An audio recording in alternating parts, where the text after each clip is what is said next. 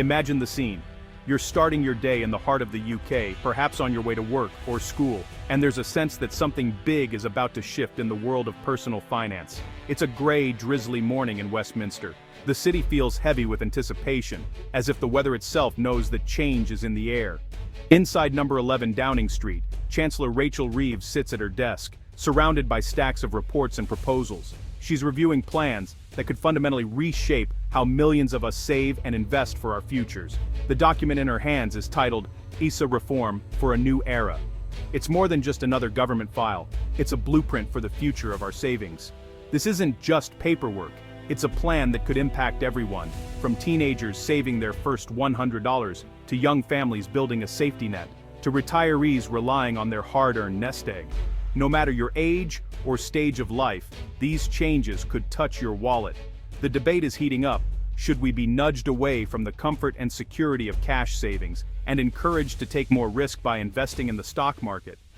Is it time for the UK to rethink how we grow our money? The government's message is clear. They want our savings to work harder for the economy, not just sit idly in cash ISAs earning minimal interest. They believe that by unlocking this cash, we can help fuel British businesses and drive economic growth. Plans are being drawn up to shift us from the safety of cash to the potential growth and risk of investments. Financial planners are already discussing what this could mean for everyday savers. This could mean big changes are on the horizon, changes that will affect how you manage your money and how you plan for the future.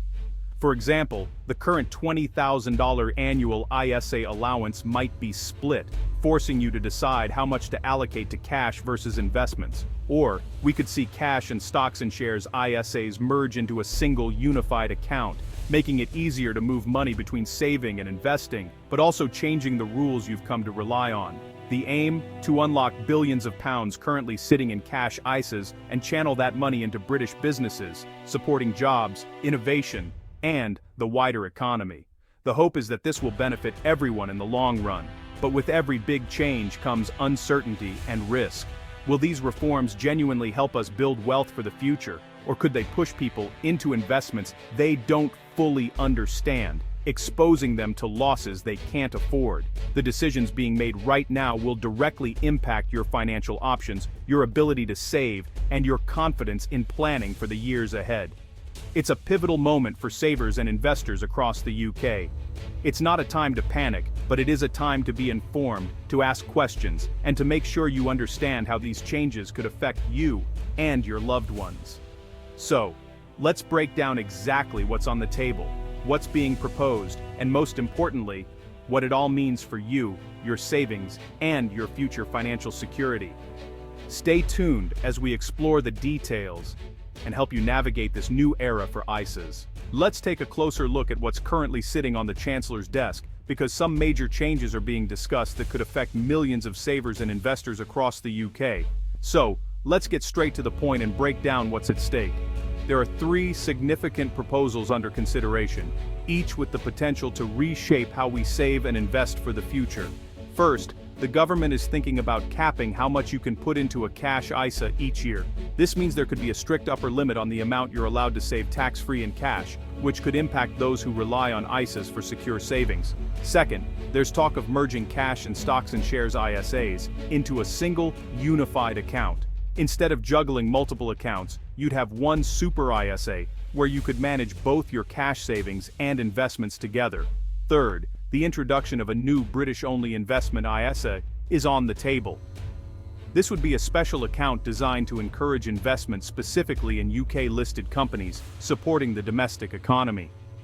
If the cash cap drops to $5,000, as suggested, savers may be nudged to put more of their money into investments rather than just leaving it in cash. This could be a big shift for those who prefer the safety of cash savings. The unified Super ISA would simplify things, letting you split your annual allowance between cash and investments all in one place, making it easier to manage your money and track your progress. This could make investing feel less intimidating, especially for beginners, and would also cut down on paperwork and admin, making the whole process more user-friendly. The new British ISA would offer an extra tax-free allowance, but only if you invest in UK-listed companies. It's designed to channel more money into British businesses and help the UK economy grow. However, while the goal is to boost UK business, some worry that forcing investors to focus only on UK companies could limit choice and increase risk, especially if the UK market underperforms. The government's big aim is to shift people's habits and unlock the massive $270 billion currently sitting in cash ISAs, encouraging more investment in the economy. The real challenge is to make these changes in a way that's fair, safe, and truly benefits everyone, savers, investors, and the wider UK economy alike.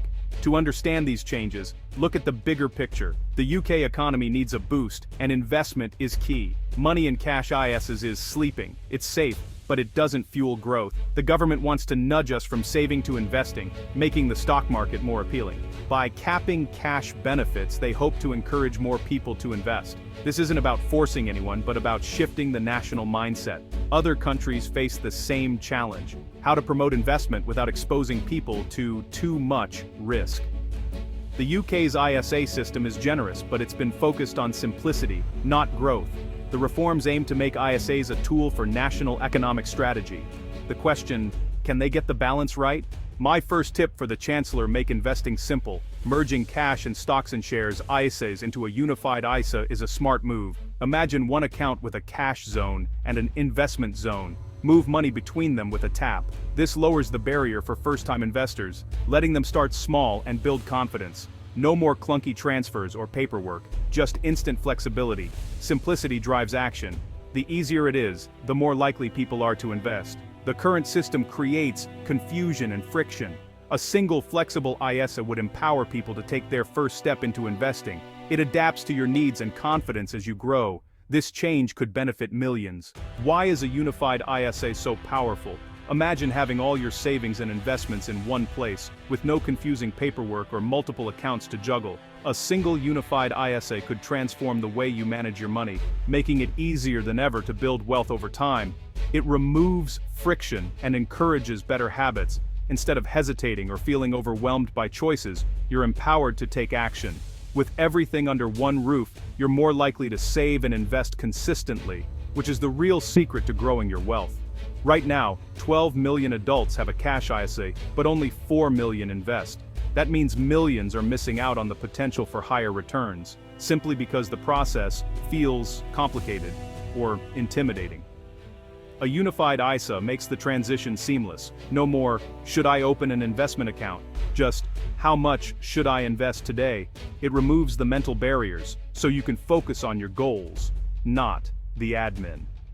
It's perfect for drip feeding, investing small amounts regularly, smoothing out market ups and downs. This approach, known as pound cost averaging, helps you avoid the stress of trying to time the market and builds your wealth steadily. This approach is ideal for beginners and helps beat inflation over time. Even if you start small, regular investing can make a big difference, especially as your confidence grows and you learn more about your options. Cash feels safe, but inflation erodes its value. Investing can protect and grow your money. Over the years, the cost of living rises, and what you can buy with your savings shrinks. Investing gives your money a chance to outpace inflation and secure your future. A unified ISA supports you through life. Start with cash when you're just beginning, shift to investments as you gain confidence, and move back to cash as you near retirement. It adapts to your needs, making financial planning less daunting at every stage. No complex transfers, just one flexible account. You can see your entire financial picture at a glance, making it easier to track progress and make smart decisions. It's a system designed for real life, not just tax years. Whether you're saving for a home, your children's future, or your own retirement, a unified ISA fits around your life, not the other way around. The result: more people building wealth with less hassle. By making saving and investing simple and accessible, a unified ISA could help millions achieve their financial goals. That's the real power of reform. It's about giving everyone the tools to take control of their money, build a brighter future, and enjoy true financial peace of mind. My second tip: financial education is essential. Changing ISA rules won't work if people don't understand investing. Without knowledge, pushing people into investments is risky. Any reform must come with a massive investment in financial education for all ages. Many lack confidence managing money or understanding risk and reward. We need financial education from primary school onward: budgeting, saving, and the basics of investing. In secondary school, teach about accounts, debt, and long-term growth. Adults need accessible, impartial resources, online guides, workshops, and clear explanations. Public broadcasters can help demystify finance for everyone. An educated saver is a confident, protected investor. Building financial capability is a lifelong journey. Start young school banking apps and gamified savings build good habits early. Young adults need real-world skills, understanding loans, pensions, and investing basics. Employers can offer financial wellness sessions as part of onboarding. Mid-life, people need help balancing priorities, mortgages, childcare, and long-term planning. Impartial guidance and online tools are vital for this squeezed middle. For retirees, focus on capital preservation, income, and scam protection. Financial education must adapt as our lives change. My third tip: don't force savers to invest only in the UK. A British ISA may sound patriotic, but it breaks the golden rule: diversify. The UK is just 4% of the global market. Concentrating risk here is dangerous. Home bias exposes savers to unnecessary risk if the UK economy falters. Let people choose to invest in British companies, but don't force it. A better approach: make the UK attractive for all investors, not just locals. Focus on a simple, flexible ISA that allows global diversification. That's how you build long-term wealth and security. Restriction would do more harm than good. As the Chancellor finalizes these reforms, the message is clear. We're not against change. We want our savings to work harder, but reforms must be simple, educational, and offer real choice. Merge ISAs into a unified ISA to lower barriers and adapt to life's changes. Pair this with a serious commitment to financial education at every stage.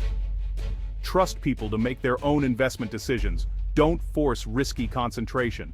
Give us a world-class, flexible savings account and the knowledge to use it. Empowerment, not restriction, is the path to true financial security. Listen to ordinary people, not just economists. Let's build a better future together.